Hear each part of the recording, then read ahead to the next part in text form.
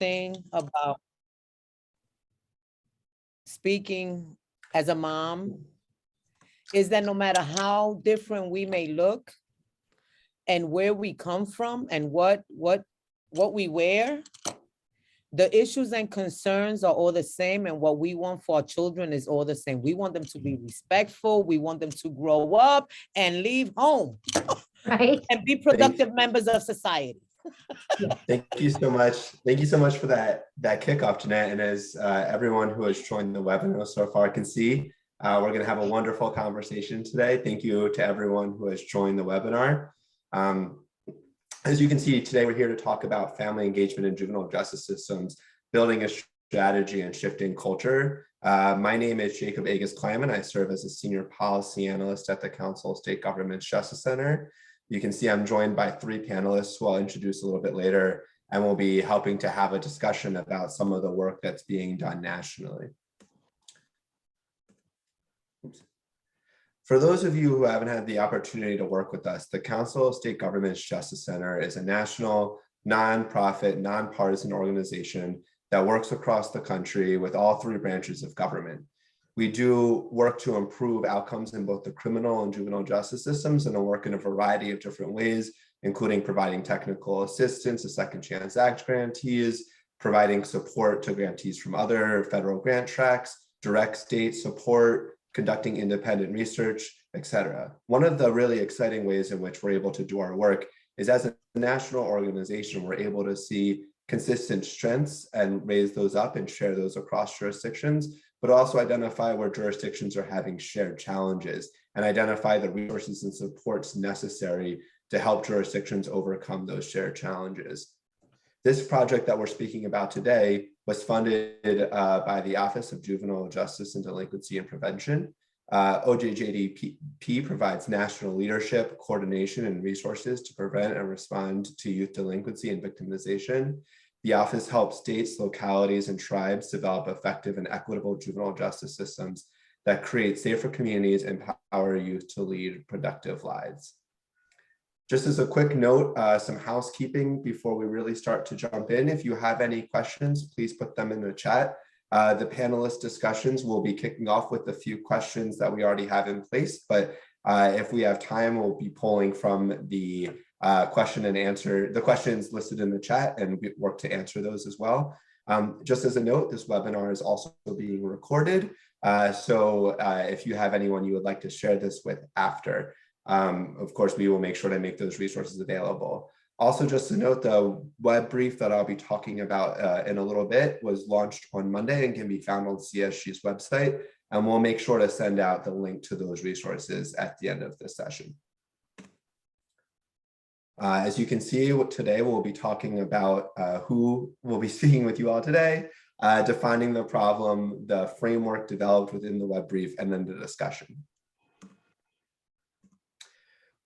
Joining me today, we have Jeannette Bocanegra, Executive Director of Justice for Families, and I hope I got her name right. We were practicing beforehand, but I'm sure she will make sure we get it right as we move forward. We also have Terry Gokenauer from Camp Montana, and Yvonne Sparling from Massachusetts Department of Youth Services. As I mentioned, we'll be having that panelist after a brief presentation on what led us to this conversation, as well as what the findings in the brief put together by CSG highlighted. So defining the problem, why did we do this project? What are we trying to address? Juvenile justice systems are increasingly recognizing the importance of working with families, but we found that the attempts to address family engagement were often ad hoc approaches that were ineffective and generally would blame families for lack of engagement, as opposed to thinking through the strategies for continued family engagement.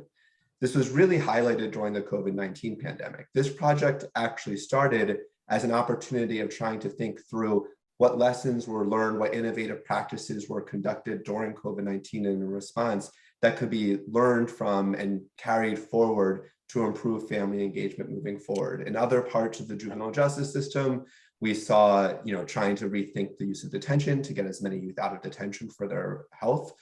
Saw innovative practices in probation standards and case contacts and what that looked like. And we're really going to look for that in the same thing in family engagement of what were those innovative practices.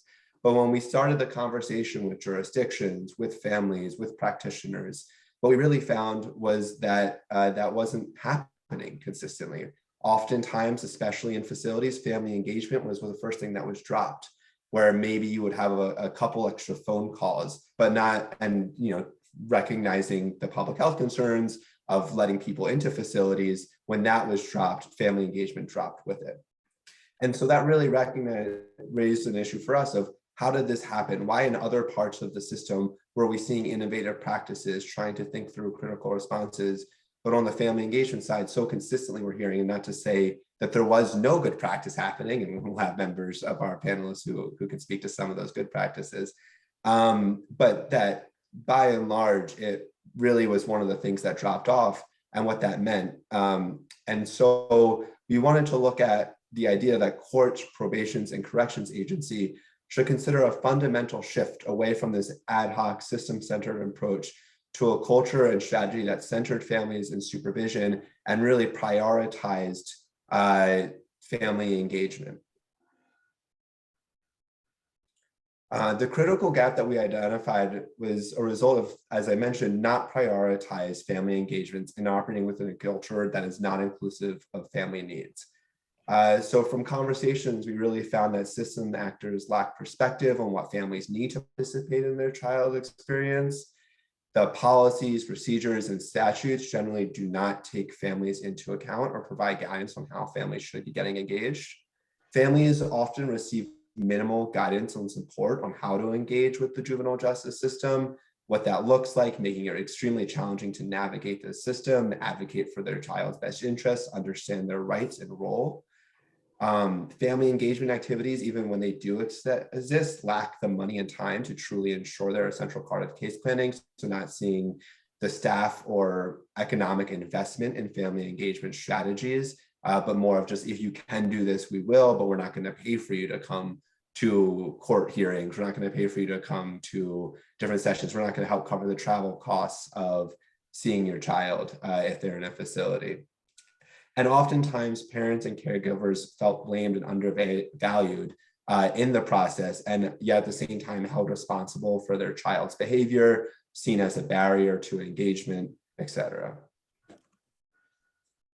This is really highlighted by a Justice for Families report that really found that families were having overwhelmingly negative and exclusionary experiences within the juvenile justice system.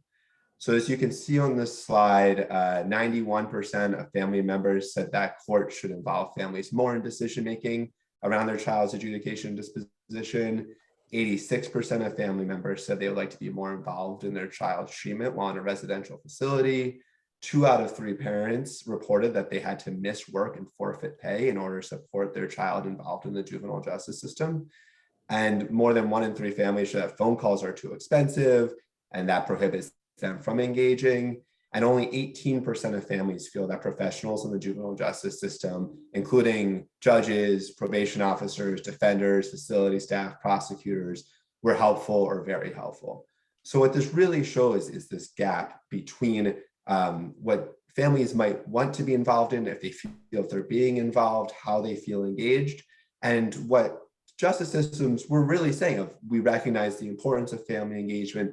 This is something we want to do better. And, as mentioned at the top, this is when you listen nationally and talk about the language, there is a real understanding among most juvenile justice systems that family engagement, when done effectively, is supportive and helpful and critical in meeting the needs of youth in the juvenile justice system, supporting best outcomes, supporting entry. But how to actually get there has been a real struggle. And when we at CSG were thinking about the best way to address this challenge and this finding, what we really identified was there are a number of resources and checklists around what good family engagement looks like, the research behind why family engagement is so critical. And those have been around for a few years, sometimes even longer. And there was something that was still a block between that knowledge being available of what family engagement should look like, why it was so critically important, and why this wasn't still a centered approach, a priority for systems, something that they were investing in.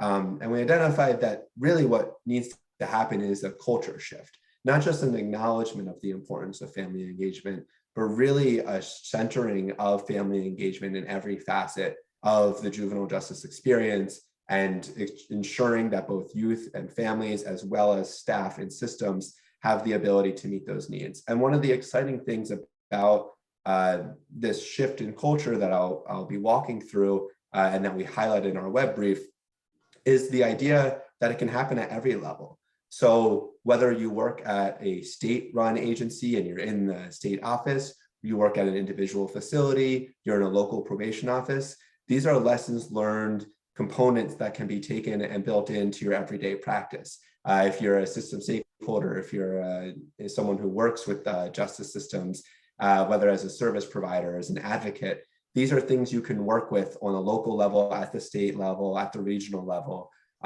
So it really is able to be addressed and meet the needs of every local community.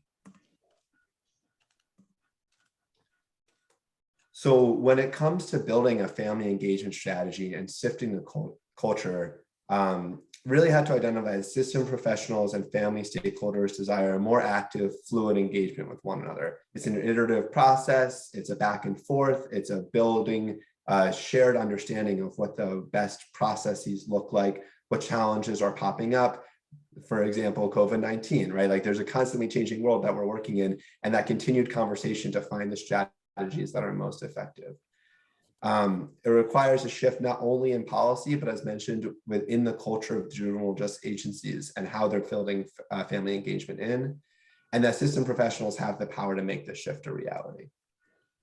So in looking at different components of this family engagement and what it means to be centered, what it means to be a core component, what we found was that oftentimes in the traditional family engagement process, it was unilateral. So what family engagement looked like was just being driven by the juvenile justice system itself, whether those were facilities, whether it was judge engagement, whether it was in the community engaging with service planning.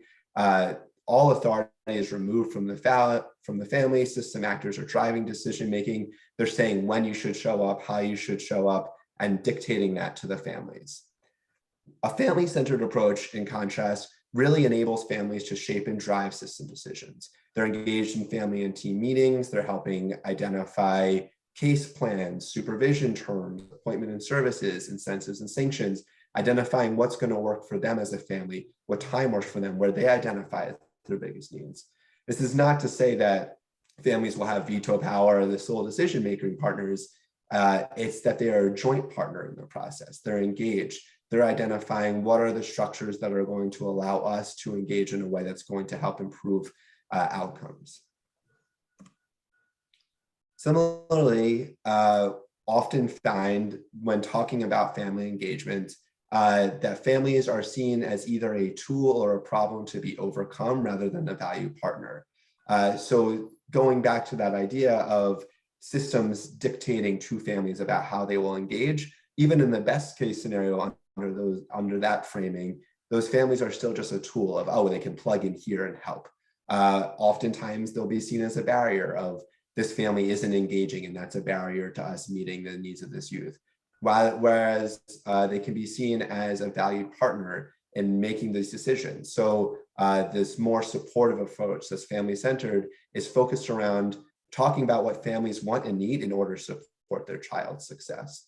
So if you have a family that's not engaging, instead of saying, this is a problem that this family isn't engaging, it's saying, why are you not engaging? Is it a travel issue? Is it you don't believe this is the right needs? Is it I can't get off work?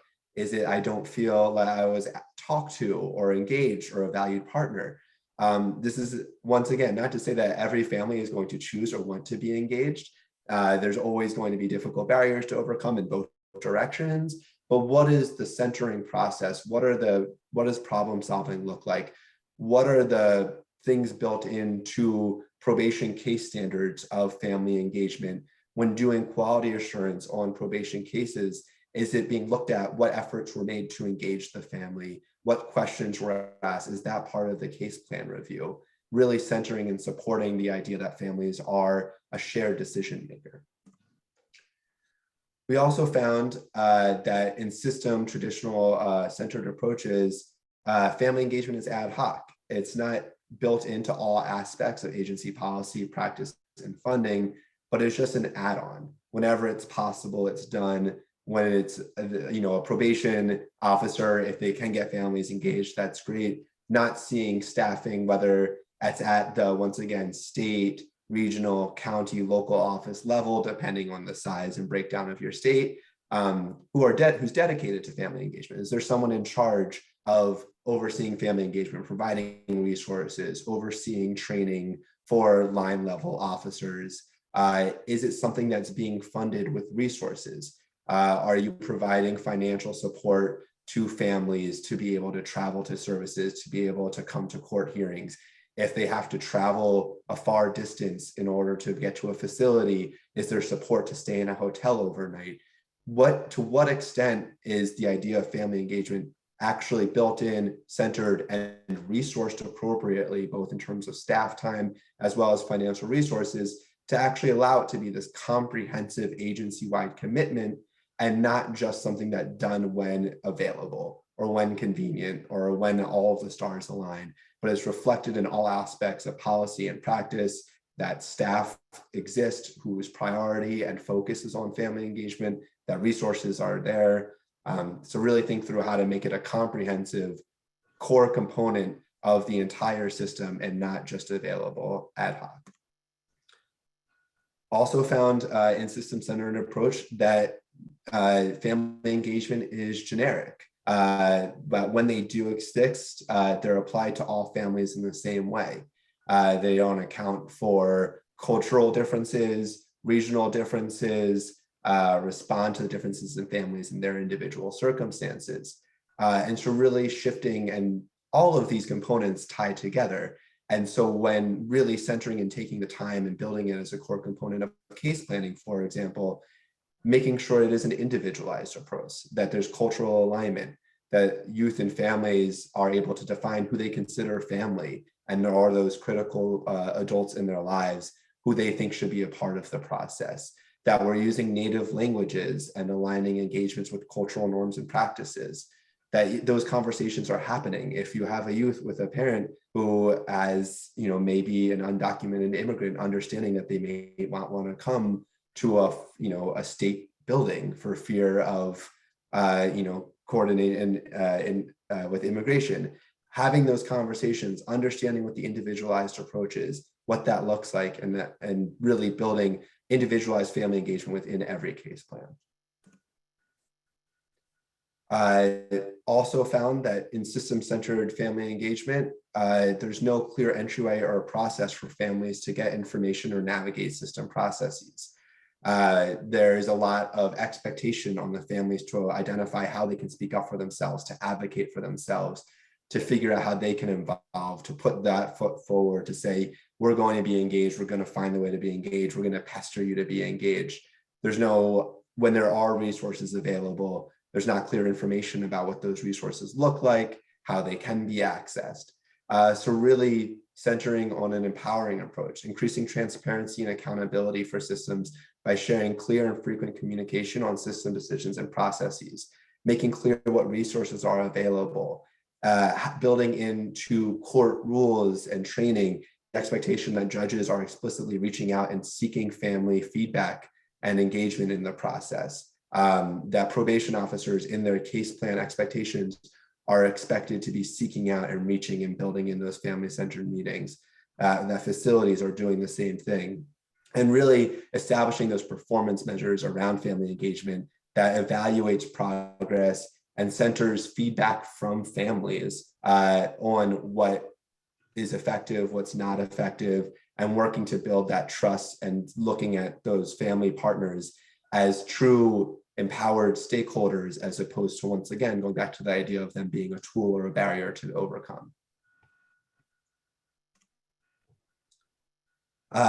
Touched on this a little bit, but often find in system-centered family engagement approach that family engagement is under-resourced. So there isn't the meaningful resources to support families. There's not training built out or training requirements.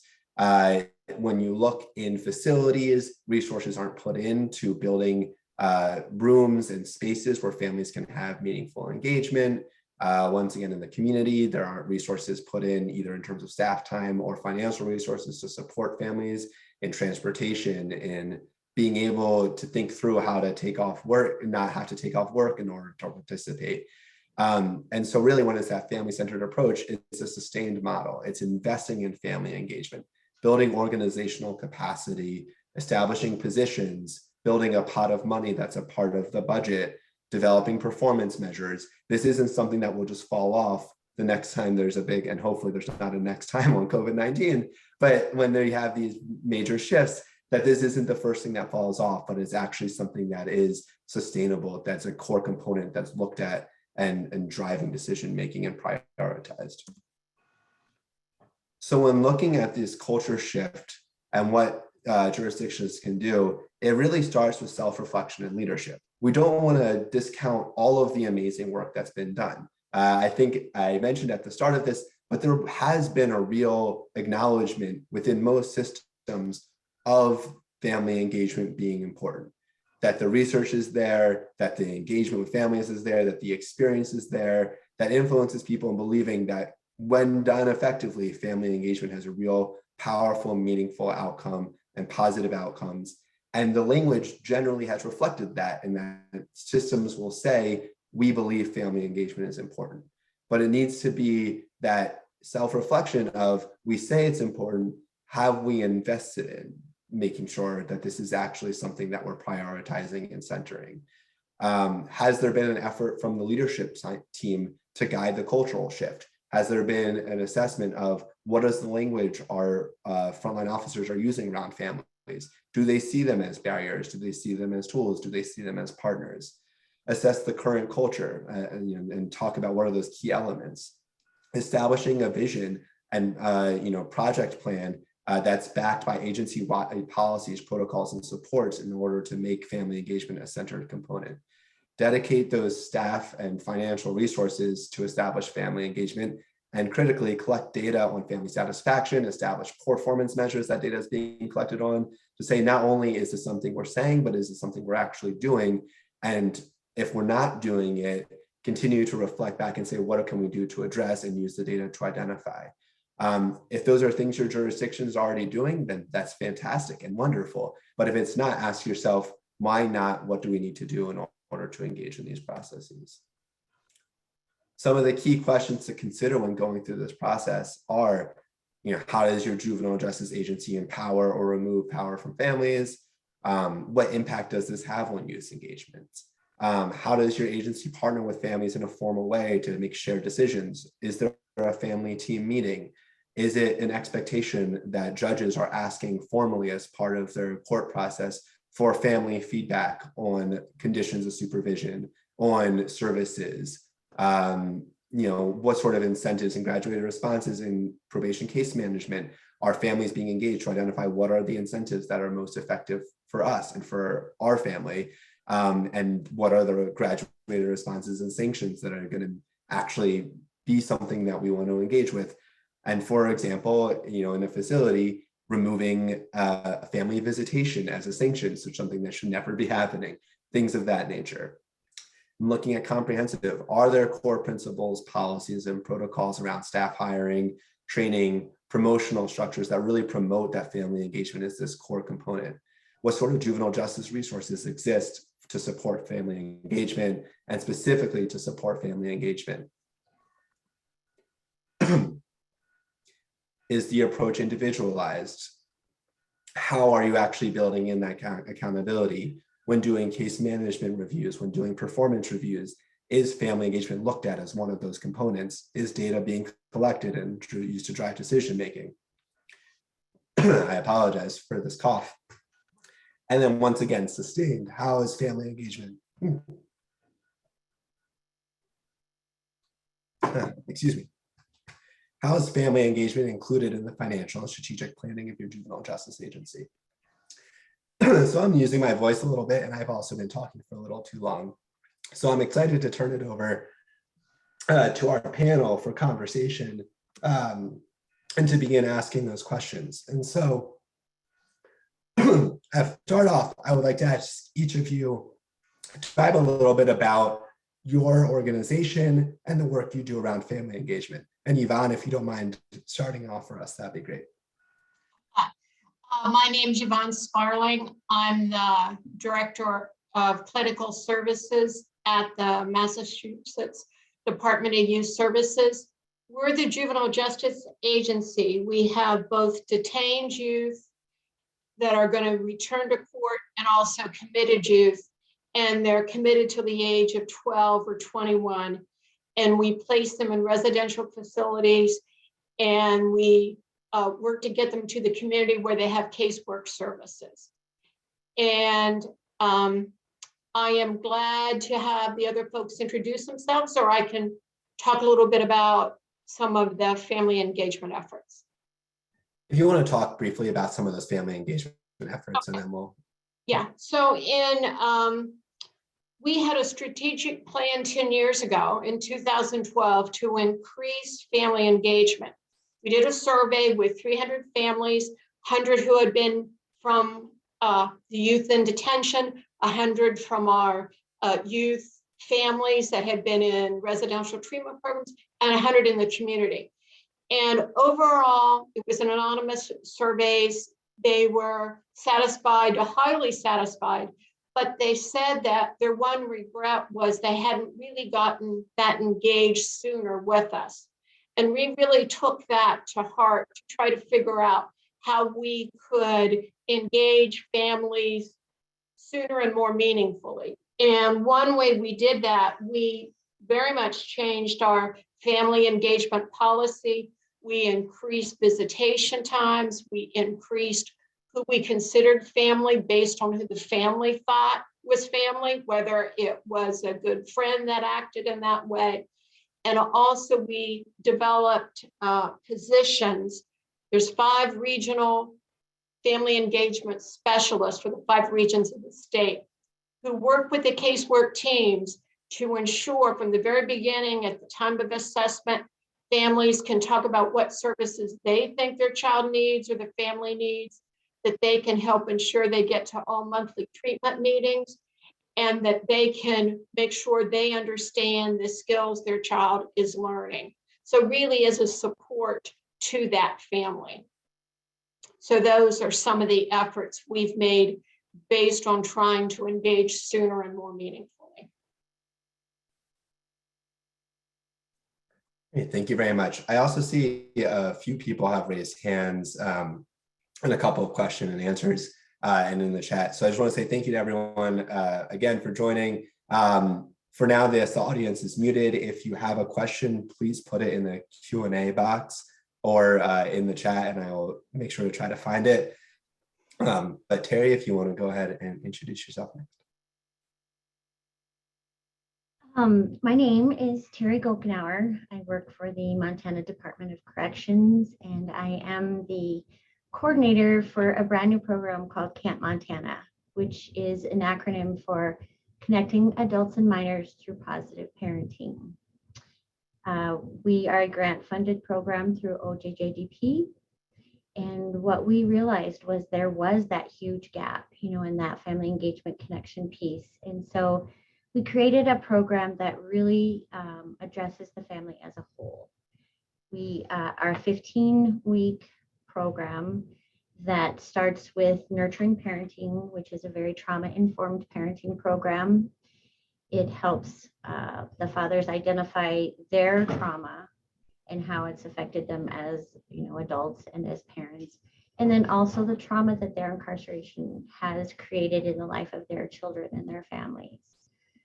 They also do an ACEs program.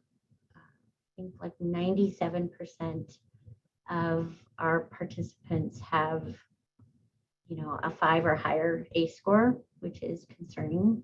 It's not uncommon to see 9s and 10s. We also have a mental health first aid component.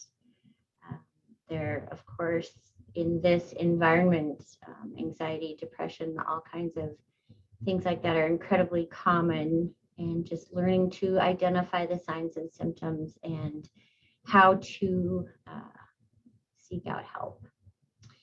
And then once the programming is all done, and I need to just put in there too that these participants are incredibly well vetted. We go through a very thorough process of reading through their files and their PSIs, and we do not accept, anyone who, we don't accept sex offenders, we don't accept anyone with crimes against children or court orders preventing contact with children. We had an incredible response. We, have received well over probably 700 applications now from inmates wanting to participate. And we, let's see, I think we are up to 77 fathers that we have currently had in our program. We do approximately 12 at a time in a group to get through the programming.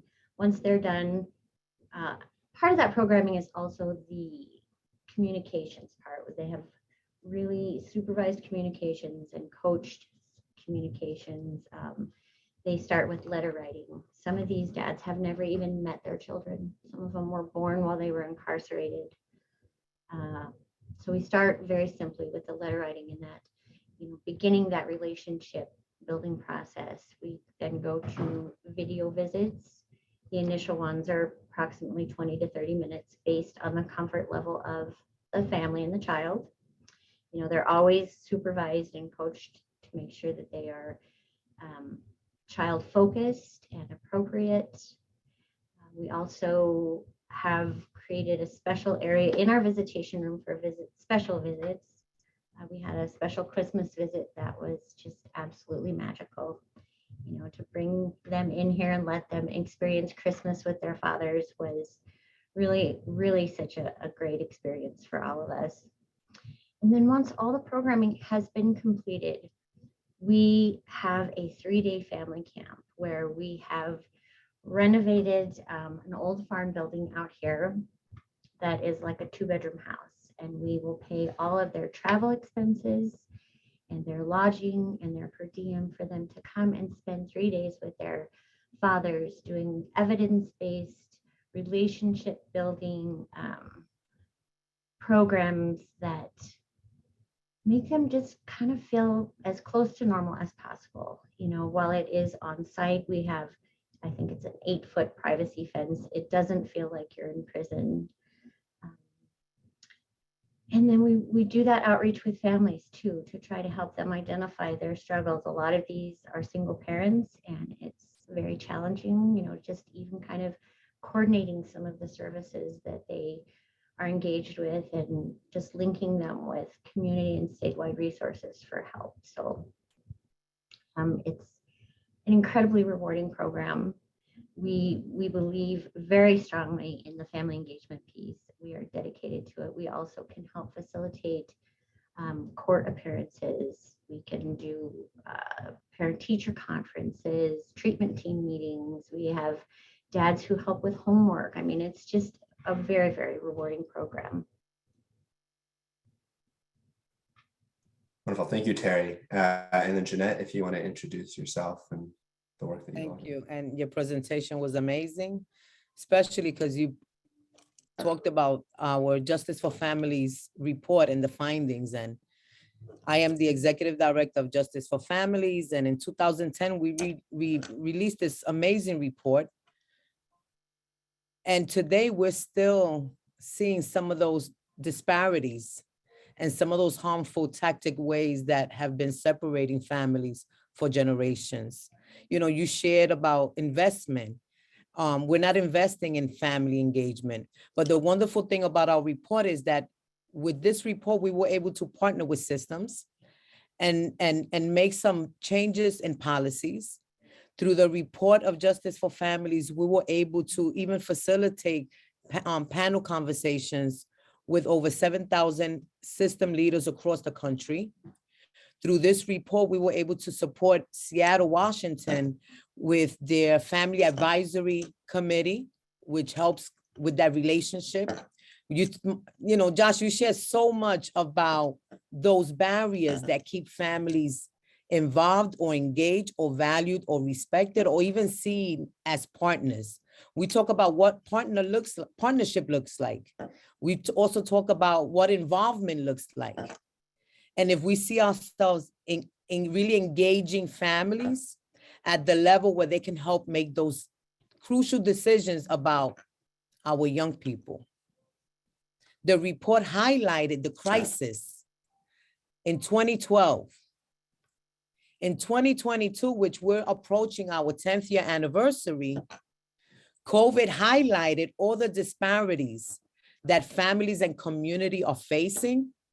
And though for a long time, I felt that juvenile justice and criminal justice were the worst staff and employees, but it helped me realize that we need to work harder and in partnership, because before our young people get to that system, there are other systems that we're not holding accountable and they're not transparent.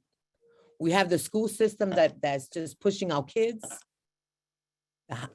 COVID highlighted all these disparities.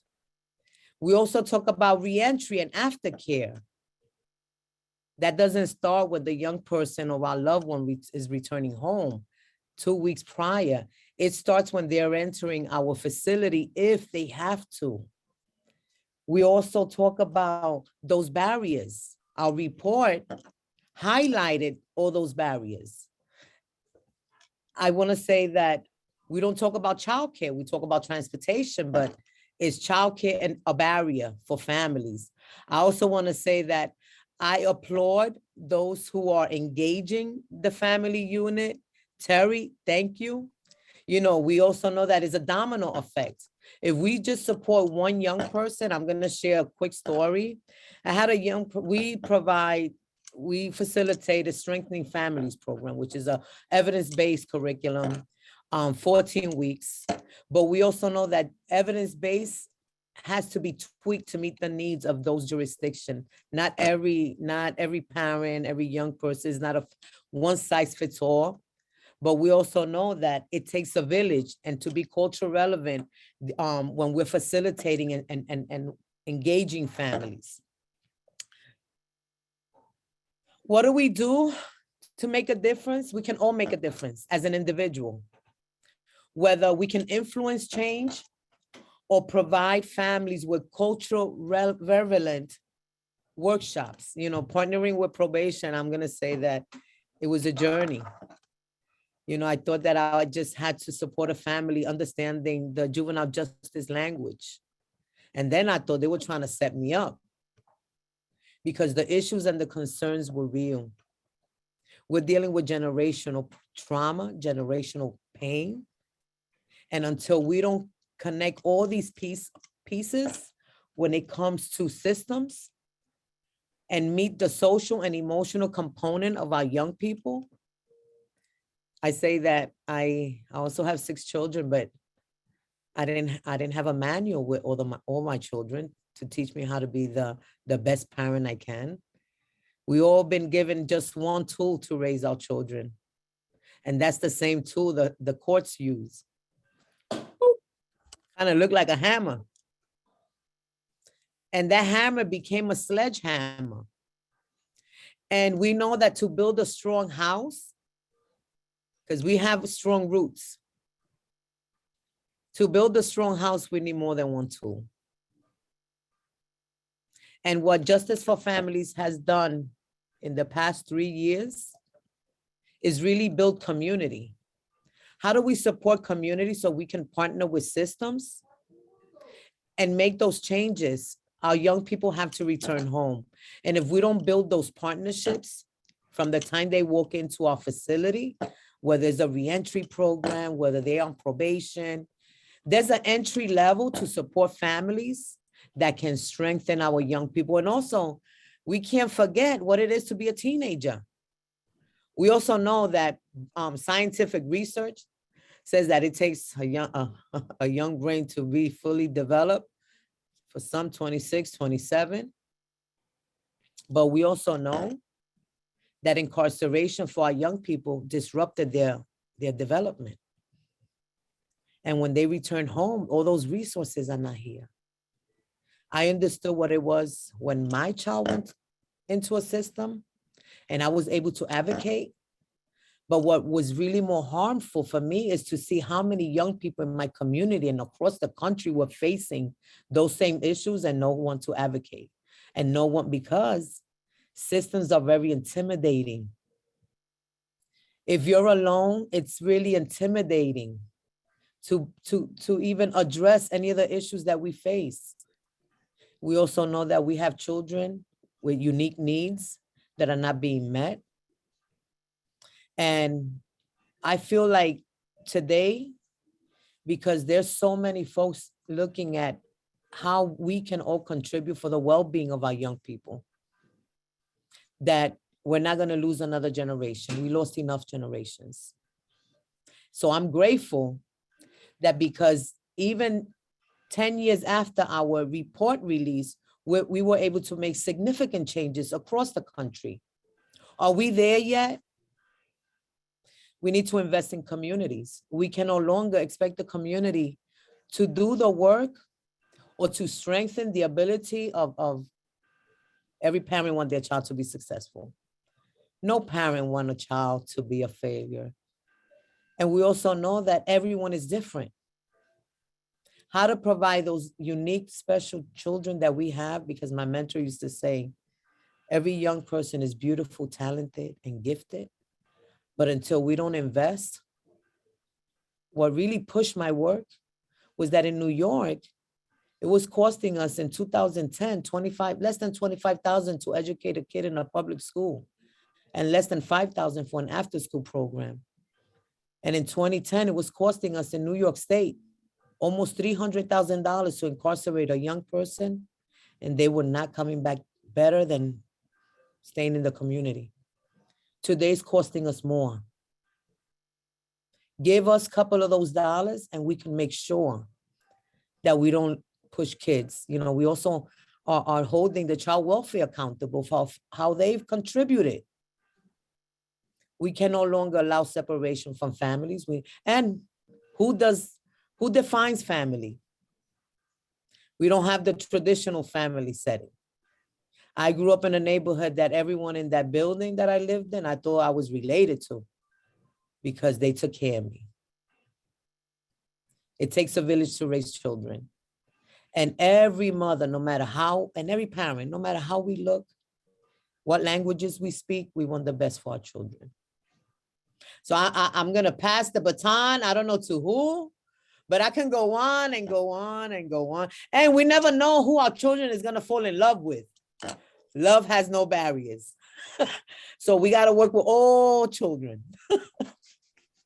Very much appreciate that, Jen, and obviously also, and Terry. And I think you all really highlighted some really critical components and really should just let you all talk for the entirety of this time. But, one of the things that's exciting about this work is, as everyone on the webinar today, anyone who's watching the webinar as a recording, who's reading the report, is someone who's made the commitment to do better, to learn, to try to improve practice. And so the number of people we have on this webinar today is extremely exciting, number of registers that we had.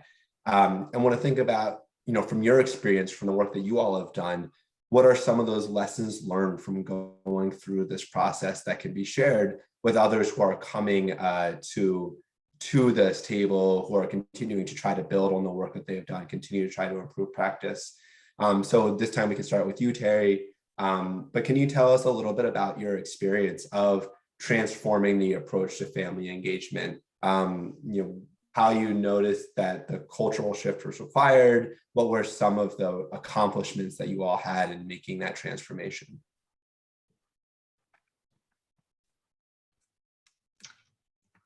Well, a lot of what we faced in the beginning was resistance from our own facility. We come from a very different perspective than the security staff. And, a lot of them are just quick to judge and say these fathers messed up. They don't deserve to be in their children's life. But these children do deserve to have a parent who is willing and engaged. And just because that they are incarcerated, it does not negate their familial responsibility. Is it different? Absolutely. But it still has an impact. And what we've seen, you know, over this is that, first of all, it's a privilege to be in this program. And so clear conduct is one of the major things that eligibility requirements. And so we've seen a marked decrease in disciplinary problems within so that they can get in and stay in. You know, these fathers really want this engagement. They have a lot to offer to their families and their children. And, you know, ultimately, the majority of these fathers are going to get out. They're going to go back into their communities and be engaged. And so we want them to be as well prepared as possible. We have currently an 87% completion rate for the whole program. We have worked with 73 fathers, 129 children, and 78 caregivers. And then out of those 73, 15 have been paroled or released back into the community. Of those 15, we have only had 4 return, either for parole violations or reoffending. So that recidivism component is also a huge part of our program. And we firmly believe that that family engagement piece, that relationship building, you know, is such a win-win. We're seeing, you know, fewer facility, you know, incidences. We have children who are also in the juvenile justice system that are connecting with their fathers, and they are having fewer disciplinary issues. They're having fathers get out and not come back. And that ultimately is good for families, it's good for communities, it's saving tax dollars, and ultimately, you know, making that connection between families. And it's been really exciting to see. And Yvonne, you know, similar, you know, what the process looked like for you all in terms of making that transformation. You in your introduction talked about, you know, getting that feedback and then going through the process and what that process looked like. What was it like to engage, you know, with staff to make those changes? And well, we had to get them to understand that really trauma-informed approach, you know, that all of us have trauma and that unresolved trauma affects us in one form or another, and realizing that, you know, we're not here to, you know, punish. The courts have already done that. And just an understanding. I mean, we had a father who said when he was 8 years old, he watched his own father beat his mother to death. And then the father made that 8-year-old boy wrap his mother up in a sheet and drag her into the backyard. And that's not like a shocker. There's so many stories like that. And getting our staff to recognize that, you know, if we can really all come together at this from the same perspective, and that, you know, respect for families, and that we're all parents, and that it is really ultimately good for all of us. It's good for them on the security side. It's good for them. You know, there's less depression, there's less anxiety, there's, you know, they're really wanting to be better and to be more involved in their kids' lives. And while they're in, while they're out, it's just a really phenomenal thing to have seen change. And not everybody gets it yet. We're still, you know, working at it. But I have seen a change. So we're making progress and we're changing lives. So it's all good. thank you. And yeah, Yvonne, for your program. Same question. Yes, as we shifted to engaging families more and finding ways to engage them, staff really enjoyed it. We started having in residential programs movie night. So movie night the parents and siblings could come, and we had put movies and gyms. We then had cultural nights in terms of buffets and foods honoring different cultures. And that in the communities, we had like bowling night with families.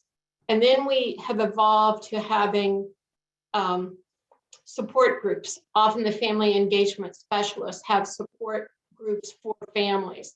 They use the parent cafe model so that families are feeling heard, and they also are part of a family advisory council. They suggested that we develop short videos for families so that they could understand the continuum. And the parents were often a part of these videos so that we can share when a child is committed, that family can have access to that. So again, I think as you include families more, you find more and more ways to incorporate and benefit from their understanding of their child's needs. Thank you. And then Jeannette, from the work that you all have done at Justice for Families, and you said the work that's done with jurisdictions, what do you think has been, the barrier that's made it difficult for so many systems to engage in that kind of cultural change?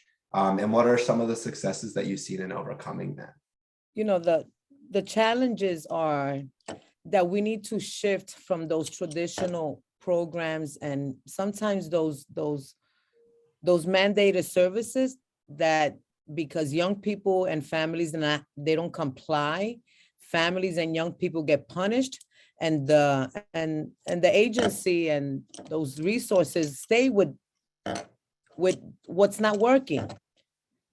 What can work, and this is, we've been training jurisdiction. We have an amazing training, 5-day training, was converted virtual, which was a little longer, improving outcomes by partnering with youth and families, understanding trauma.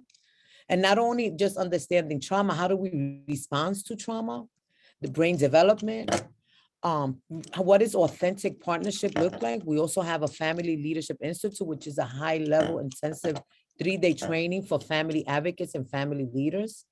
And during COVID, we were able to develop a community peer navigators training to really, how do we support families in the community so that they can get to that level of holding system or holding local politicians accountable for these horrible policies that have not been working. I also understand that families have not trusted systems, and also when there's no consistency with therapy and someone that cannot relate, you go to 4 sessions and you go back to the 5th one, you have a new therapist, and now tell me why you're here again. And to continue on peeling an onion of pain and trauma, I'm not coming back. What has helped me really support and strengthen families is really listening, and then figuring out what we're going to bring to support you. We've also implemented yoga sessions, mindful breathing, cooking classes. Well, there's disparities in the health system. We need to eat a little healthier. Having positive conversations about what does a healthy relationship look like? How can I support your child succeed in school? I could just go on and go on. And once you can find families in those spaces that are welcoming, wanted, and they feel respected, and then you bring those folks that can really be consistent, and sometimes those medical insurance make it even more difficult. But what we really need to do is invest in our communities, because if we don't, the recidivism rate and aftercare, again, doesn't start when you're returning home. In New York, when we had the Close to Home initiative, where we were bringing kids back closer to the community and closing juvenile prisons, we weren't really investing too much dollars in the schools. We weren't investing those dollars in after school programs. The community was fearful. How these kids are coming to these communities? No, these are the kids that they took away from our community that are coming back. But there's fear when we don't know what else to ask for, and when systems are intimidating. So I'm grateful that we were even able to train over 350 family leaders across the country, and that we're going to continue. But what we also need to do is really invest in communities, Put those dollars back in the community so that families can thrive. The foundation is strong, but again, you know, I'm into gardening now and building partnership with farmers upstate. And I ask folks, where do you get the best soil from? We're not calling it dirt, soil. And we get the best soil from compost. And what is compost? Scrap, garbage, what we're considered garbage. But when you compost it, you cultivate, you nourish it, we get beautiful fruits and flowers or whatever you want to plant. But our children are gifted. Our families can contribute, that we have value. But we also got intimidated with systems and professionals. But we professionals too. And as you know, one of my colleagues saying, you know, we like a puzzle with like 500 pieces and we don't see a clear picture, and one piece is missing. And we throw that whole puzzle away because that one piece is missing. Or we get discouraged because that one piece is missing. I'm committed to the work because I also know that for the staff that are working, whether in correction, I have them in my family too. Child welfare, in whatever system. If we don't also value the workers as human beings, you know what they say, hurt people hurt people. You know, folks go home and they have their own family. And I did a workshop at Rikers, and I was scared to go back in there because I went as a parent. Now I'm going as a facilitator. And a correction officer said, I used to be a happy woman. I'm no longer, I don't go home with a smile. And it's hurting my family. We also need to take care of those who are working with our families and our young people. I can go on. I don't know. Yeah, it's great. Like I said, I know we're getting towards the end of time, so just want to do a couple quick house cleaning things before getting to the last question. I've seen a few different questions about sharing of slides, resources. So I just want to say, hey, thank you to everyone who turned out today. You know, anyone who's taking the time to engage in this webinar, look at these resources, is already engaging in the first step of continuing to improve practice, or is continuing a step in a process of building practice. And so I want to thank you all for taking the time to speak with us. Of course, want to thank our panelists for giving such great information, for the work that they all do every day and taking time out of that work to share that with us. As I mentioned in talking through that cultural shift, CSG put out this web brief that walks through what I talked about today in more detail. It has some detail about the work that's happening in Massachusetts and Montana, and then another example in Pierce County that can serve as examples of some of that work, as well as links to other resources around family engagement. And those can all be found on our website at csg.org. If you go to the juvenile justice section, you can sign up for our distribution lists and emails, and we'll continue to make sure to keep you updated. And if you have any questions, can of course email me, and I'm happy to make any connections. We'll also be sending out the link to the recording of this webinar, as well as the slides and link to the report and resources.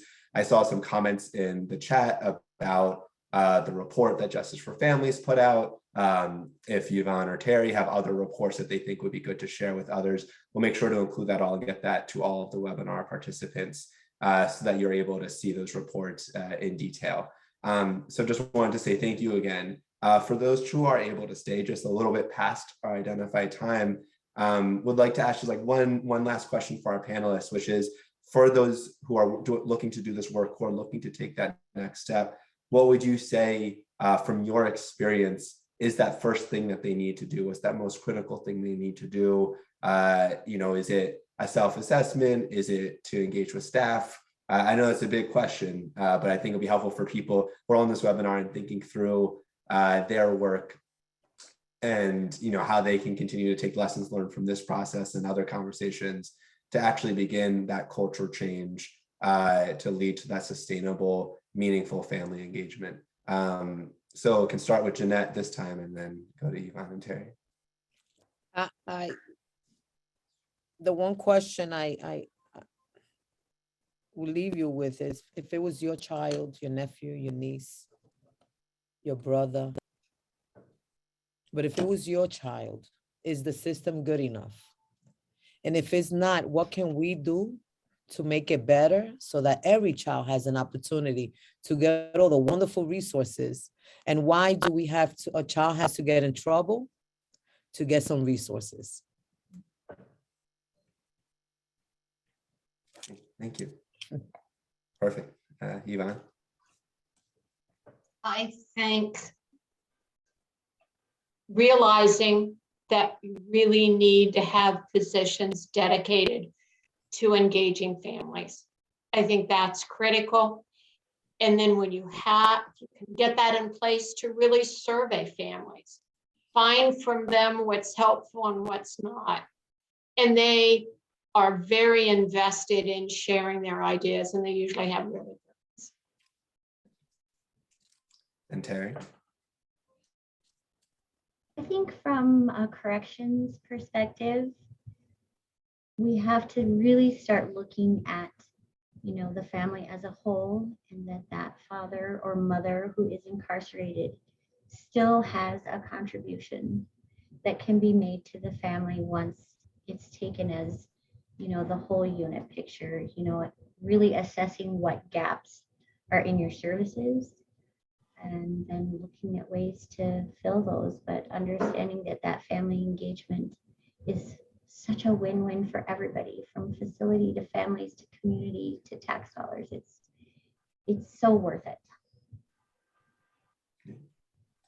Well, I just want to say thank you again to everyone who joined. As I mentioned, you all are the ones doing the work every day on the ground in the field. Really appreciate everyone joining, taking the time to think how they can continue to improve practice, continue to build on the work already being done. A big special thank you to our panelists who took the time to share their experience and lessons learned. I know I learned a lot today, and just wanted to say thank you again.